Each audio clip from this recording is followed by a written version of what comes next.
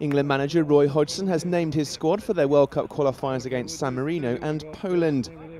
There's no place in defence for Rio Ferdinand after Stoke's Ryan Shawcross was called up following the international retirement of John Terry.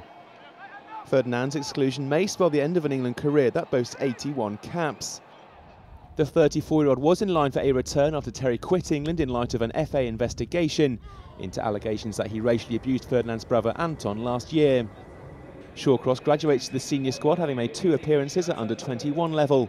He's joined by Celtic goalkeeper Fraser Forster, as Hodgson hands squad debuts to just 2 players. No real surprises in goal then, as Joe Hart keeps his place. John Ruddy and Forster are the Man City keeper's understudies. So there's no Terry or Ferdinand at the back. Gary Cahill, Phil Jagielka and Jolyon Lescott will compete for the 2 centre-back places, with Shawcross next in line.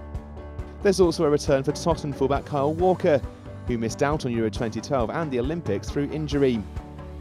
Michael Carrick retains his place in midfield. Manchester United colleague Tom Cleverley joins him, along with Arsenal's Theo Walcott and Alex Oxlade-Chamberlain, while Adam Johnson, Aaron Lennon and James Milner also feature. Senior pair Frank Lampard and captain Steven Gerrard are both included in the 25-man squad. Up front, there are welcome returns for Andy Carroll and Wayne Rooney. The pair's participation had been in doubt following early season injuries, and they're joined by Jermaine Defoe and Danny Welbeck. There's no room for youngsters Adam Lallana, Jake Livermore or Raheem Sterling for October's double-header. There's also disappointment for Arsenal right-back Carl Jenkinson, who sees Gunners teammate Kieran Gibbs given the nod. England hosts San Marino next Friday, before travelling to Poland 4 days later.